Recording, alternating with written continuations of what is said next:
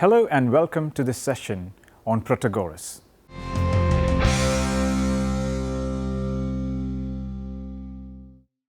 Protagoras was a pre-Socratic Greek philosopher from Thrace in northern Greece, although he made his name as a teacher and advisor in Athens. Along with his rough contemporary Gorgias, he is considered one of the major figures in the philosophical school of Sophism, and Plato credits him with having invented the role of the professional sophist or teacher of virtue. He is also known as the father of relativism and Agnosticism. Protagoras traveled around Greece for some years, earning his living primarily as a teacher and advisor before settling in Athens. He was well known there and became a friend of the prominent Athenian statesman Pericles and other rich and influential Athenians. Pericles apparently invited him to write the constitution for the newly founded Athenian colony of Thurii in 444 BC. Protagoras was probably the first Greek to earn money in higher education, and he was tarnished for the extremely high fees that he charged. His teaching included such general areas in public speaking, criticism of poetry, citizenship, and grammar. His teaching methods consisted primarily of lectures, including model orations, analysis of poems, discussions of orthoepia, which means the meanings and correct uses of words, and general rules of rhetoric and oratory. His audience consisted mainly of wealthy men from Athens' social and commercial elites. Many later legends developed around the life of Protagoras, including stories concerning his having studied with Democritus, his trial for impiety and atheism, the burning of his books, his flight from Athens to Sicily, and his death by drowning. Protagoras created a major controversy during ancient times through his statement that man is the measure of all things, interpreted by Plato to mean that there is no absolute truth, but that which individuals deem to be the truth. Although there is reason to question the extent of the interpretation of his arguments that has followed, that concept of individual relativity was revolutionary for the time and contrasted with other philosophical doctrines that claimed the universe was based on something objective outside of human influence or perceptions. Philosophy of Protagoras. Despite being mentored by Democritus, Protagoras did not share his enthusiasm for the pursuit of mathematics. Aristotle has said, "For perceptible lines are not the kind of things the geometer talks about, since no perceptible thing is straight or curved in that way, nor is a circle tangent to a ruler at a point, but the way Protagoras used to say in refuting the geometers." Protagoras was skeptical about its application of theoretical mathematics to the natural world. He did not believe they were really worth studying at all. According to Philodemus, Protagoras said that the subject matter is unknowable and the terminology distasteful. Nonetheless, mathematics was considered to be, by some, a very viable form of art, and Protagoras says on the arts, "Art without practice and practice without art are nothing." Protagoras also was known as a teacher who addressed subjects connected to virtue and political life. He especially was involved in the question of whether virtue can be taught, a commonplace issue of 5th century BC Greece that has been related to modern readers through Plato's dialogue. Rather than educators who offered specific practical training in rhetoric or public speaking, Protagoras attempted to formulate a recent understanding on a very general level of a wide range of human phenomena, including language and education. In Plato's work Protagoras, he claims to teach, quote, "the proper management of one's own affairs, how best to run one's household, and the management of public affairs, how to make the most effective contribution to the affairs of the city by word and action." Unquote. He also seems to have had an interest in orthoepia, which is the correct use of words, although this topic is more strongly associated with his fellow sophist Protagoras. In his eponymous Platonic dialogue, Protagoras interprets a poem by Simonides, focusing on the use of words, their literal meaning, and the author's original intent. This type of education would have been useful for the interpretation of laws and other written documents in the Athenian courts. Protagoras devised a taxonomy of speech acts such as assertion, question, answer, command, etc. Protagoras worked on the classification and proper use of grammatical gender. Protagoras also was a teacher of rhetoric and argumentation. He was one of the first to take part in the rhetorical contest in the Olympic Games. Relativism.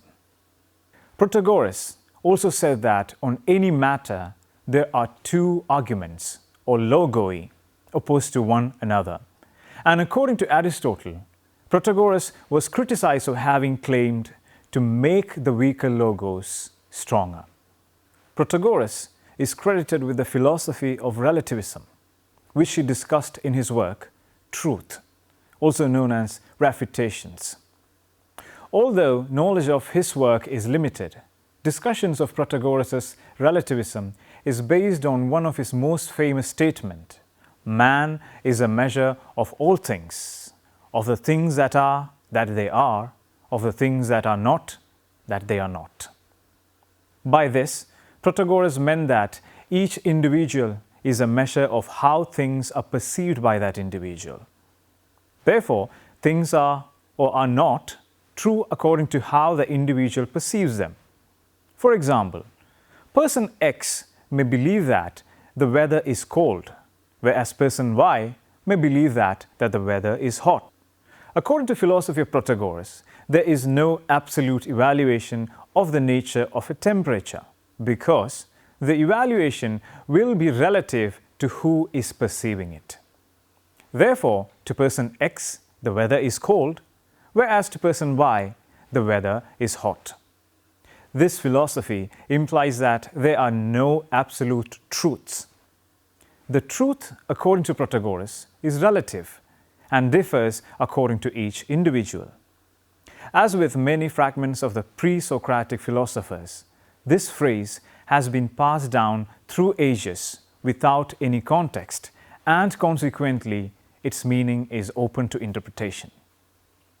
His use of the word chremata instead of the general word onta, which means entities, signifies, however, that Protagoras was referring to things that are used by or in some way related to humans. This makes a great difference in the meaning of his aphorism. Properties, social entities, ideas, feelings, judgments, etc. are certainly chremata and hence originate in the human mind. Protagoras never suggested, however, that humans must be the measure of the motion of the stars, the growing of plants, or the activity of the volcanoes. Such views were considered subversive by the contemporary political elites, and reportedly attempts were made to suppress his works, hence many are lost. Many of his concepts that survive are known only as referred to in the works of others. As many modern thinkers will, Plato ascribes relativism to Protagoras and uses his predecessor's teachings as a foil for his own commitment to the objective and transcendent realities and values. Plato ascribes to Protagoras an early form of what today John Wilde would label as phenomenalism. That being an assertion that something that is or appears for a single individual is true or real for that individual. Protagoras clearly explained in his work Theaetetus, however, that some of such controversial views may result from an ill body or mind. He stressed that although all views may appear equally true and perhaps should be equally respected, they certainly are not of equal gravity. One view may be useful and advantageous to the person who has it, while the perception of another may prove harmful.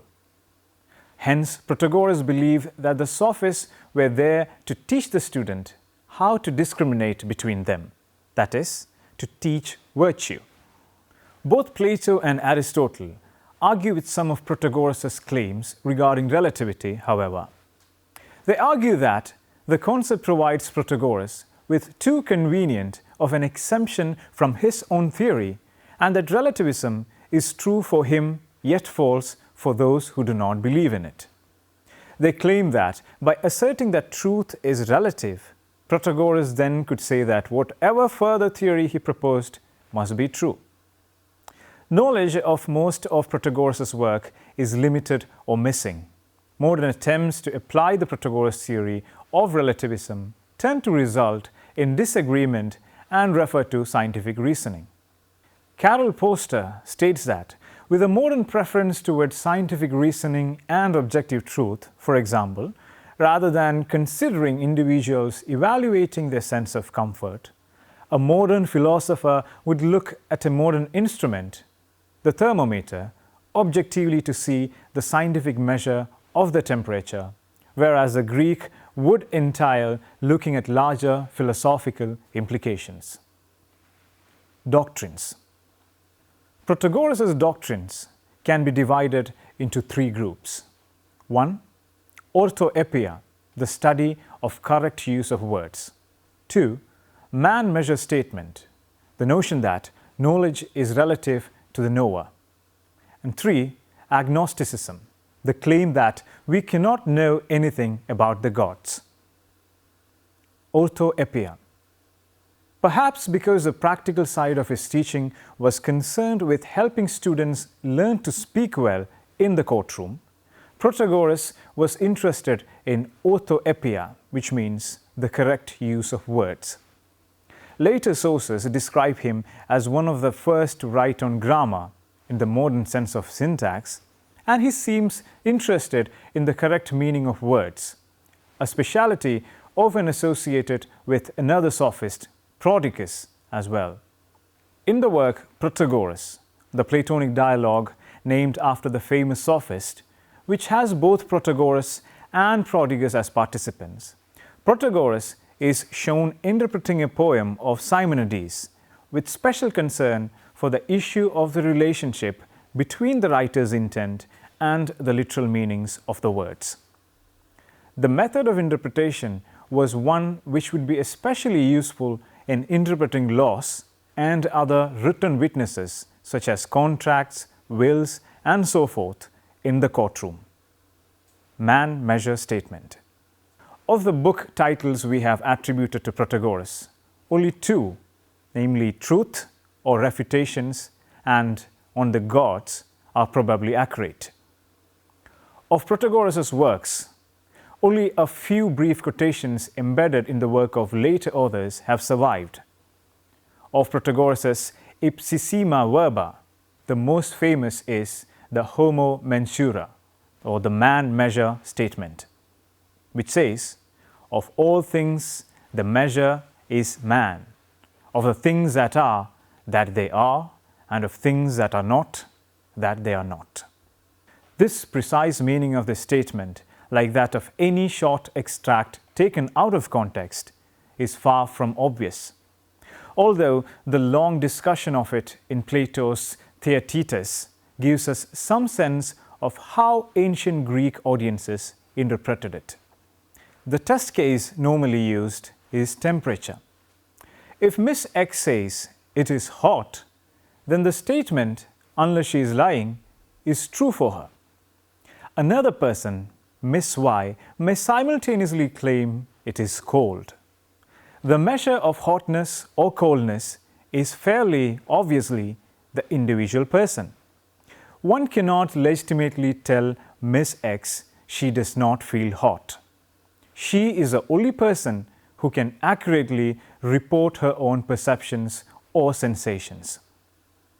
In this case, it is indeed impossible to contradict, as Protagoras is held to have said.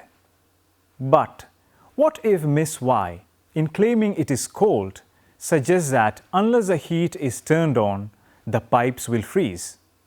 One might suspect that she has a fever and her judgment is unreliable. The measure may still be the individual person, but it is an unreliable one, like a broken ruler or unbalanced scale.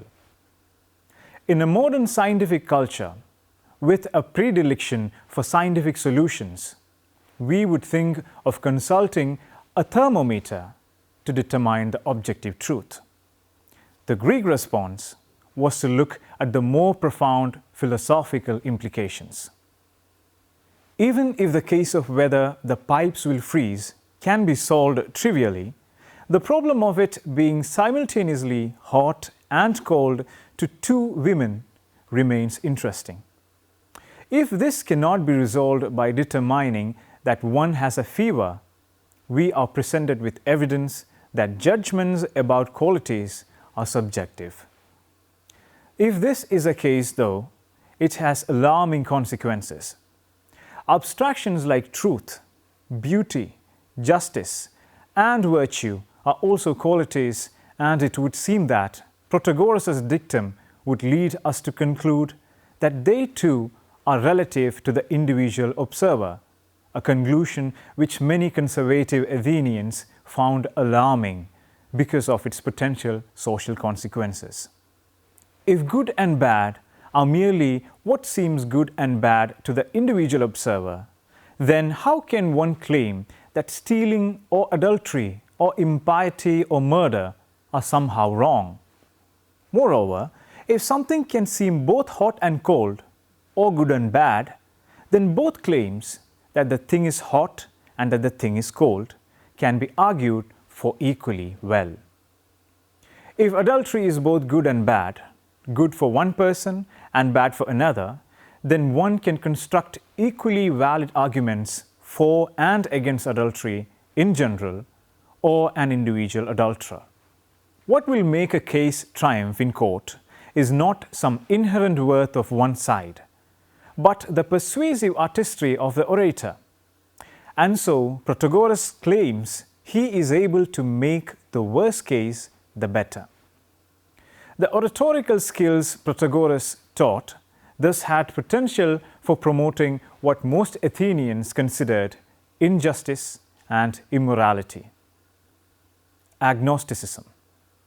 Agnosticism is a view that the truth values of certain claims, especially metaphysical and religious claims, such as whether or not God, the divine or the supernatural exist, are unknown and perhaps unknowable.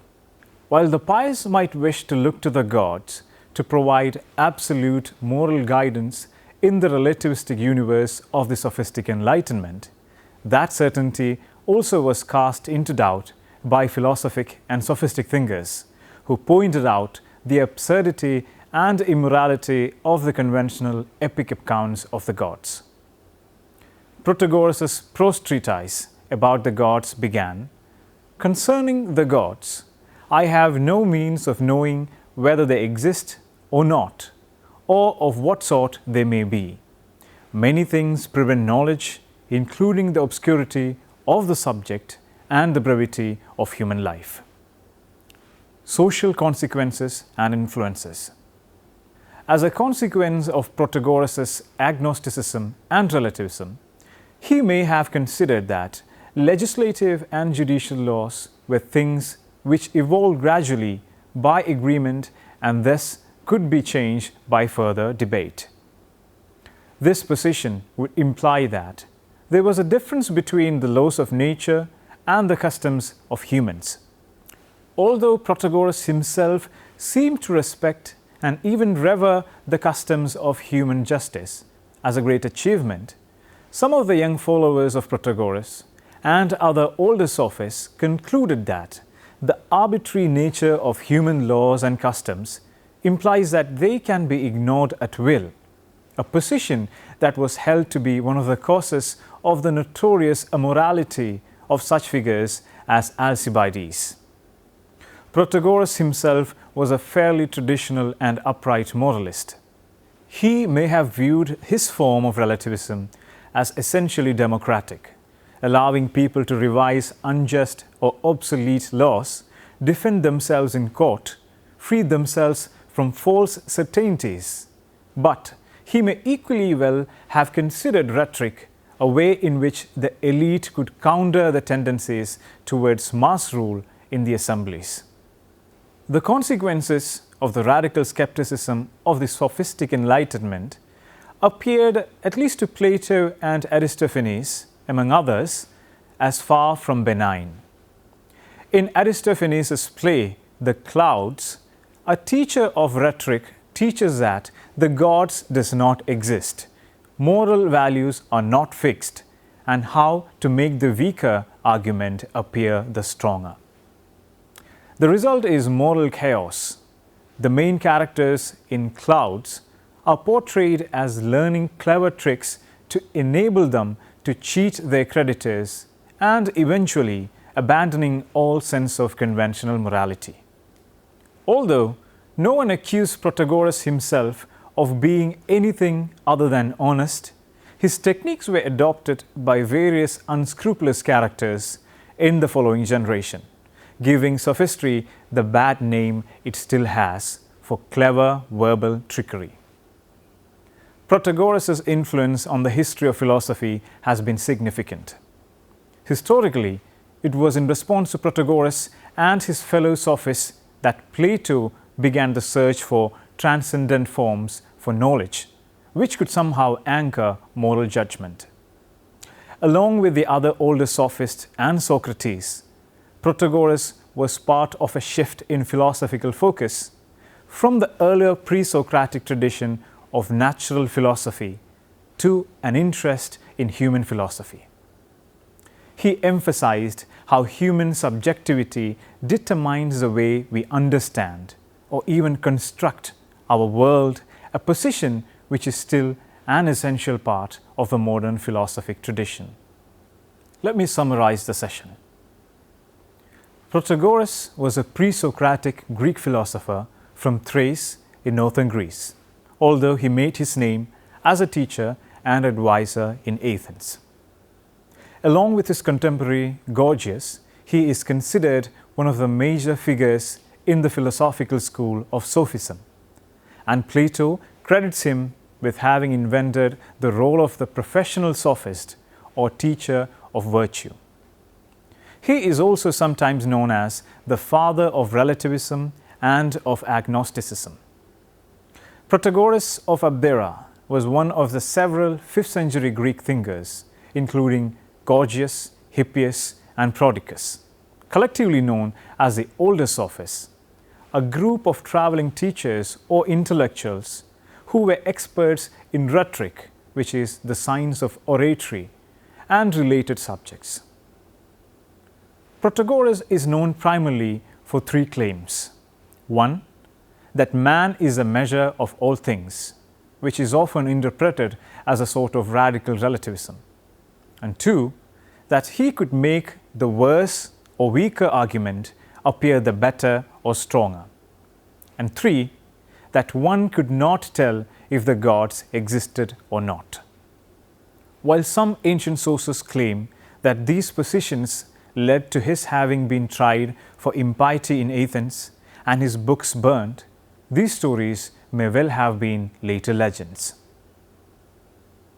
Now let us try to answer the questions given here. What are the influences of Protagoras' philosophy in the modern world of thought? Discuss the philosophical contributions of Protagoras. Discuss the philosophy of relativism of Protagoras. Protagoras' doctrines can be divided into 3 groups. Which are they? Write a short note on Sophists' art of rhetoric. What are the essential themes of Protagoras' philosophy? Analyze the Sophist concept, man is a measure of all things. Hope that you may go through the reference books for further understanding. Lives of Eminent Philosophers by D. Laertius, published by Harvard University Press. Protagoras by Laertius, published by Harvard University Press.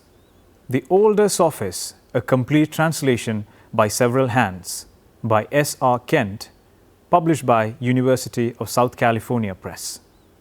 A History of Greek Philosophy by W. K. C. Guthrie, published by Cambridge University Press. The Sophistic Movement by G. B. Kerford, published by Cambridge University Press. Hope you have enjoyed this session. We can meet again with another topic. Thank you.